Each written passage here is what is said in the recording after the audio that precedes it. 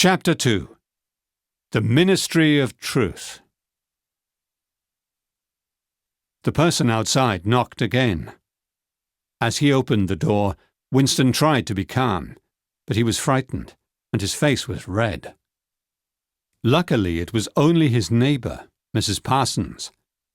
Winston nearly laughed with relief.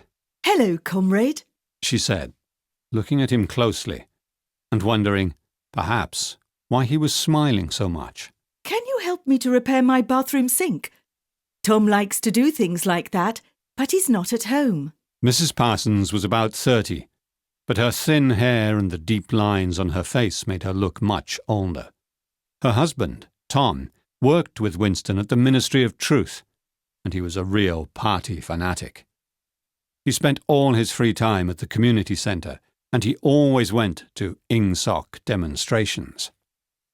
Winston quickly closed his front door and went across the hall to the Parsons' place. Their family flat was bigger than Winston's, but it was a mess.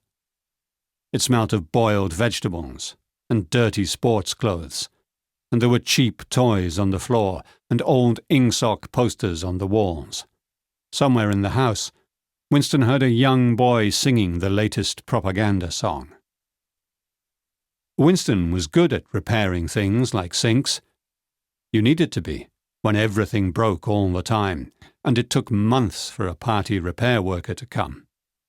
It was easy to repair Mrs. Parsons' sink, and it only took a few minutes. After he finished, Winston washed his hands and turned to leave the Parsons' flat.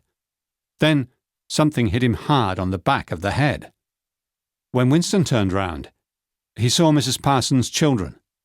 The girl was about 8 and the boy about 10, and they were wearing the uniform of the Junior Spies, a club that changed children into party fanatics.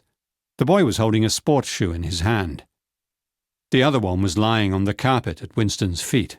"I'm so sorry, comrade," Mrs. Parsons said. Then she turned to the boy. "Don't throw your shoes at people," she shouted, but he just laughed. "You're a traitor," the boy told Winston, with hate in his eyes. "One day you'll disappear." "Don't say things like that," Mrs. Parsons told her son. But he didn't stop. "He's a traitor, a thought criminal," the boy cried. The little girl joined him, and soon they were both dancing round the room, shouting, "Traitor! Traitor!" "I'm really sorry." Mrs. Parsons apologized again. "They're good children, really, but they're upset today. The party's going to hang some Eurasian prisoners in Ingsoc Park this afternoon, and the children really wanted to watch, but Tom's too busy to take them." Winston realized that Mrs. Parsons couldn't control her children. She was afraid of them, too, and she was right to worry. It wasn't unusual for children to report their parents to the thought police if they did or said something wrong. Children didn't understand what happened to traitors in Oceania.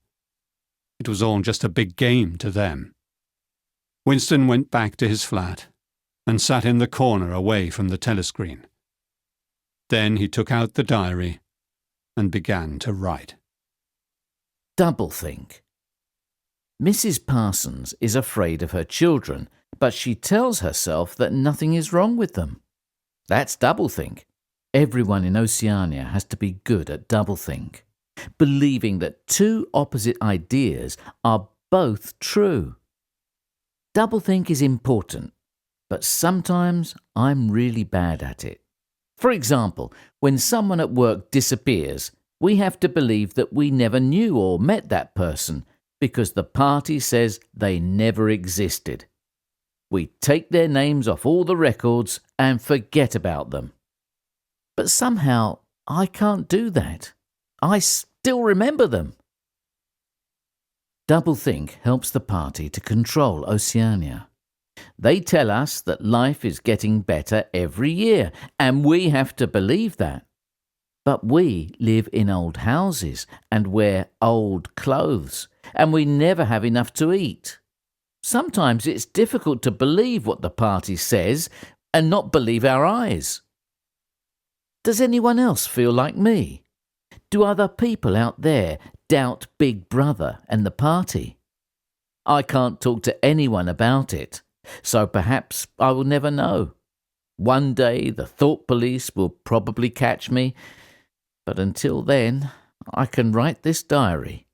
Nobody will ever read it, of course, but writing down my thoughts makes me feel better. The clock on the telescreen rang 1900. It was time to go to the community centre, so Winston put his diary away and left. He hated going there and doing group activities, like playing table tennis and singing Ingsoc propaganda songs. But if you didn't go a few times a week, people were suspicious of you. The party didn't like people to have too much own time. Own time meant spending too much time alone, and they said it was bad. Perhaps I've had too much own time recently. Winston thought as he walked to the community centre. Is that why I'm thinking so much? That night, Winston dreamt about his mother and sister again.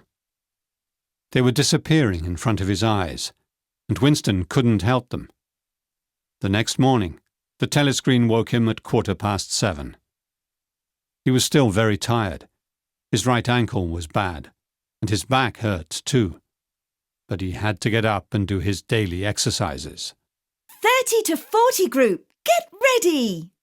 Said the fit young sports teacher on the telescreen. OK, move your arms. Up, down, good! Winston tried to follow the teacher and smile while he did the exercises.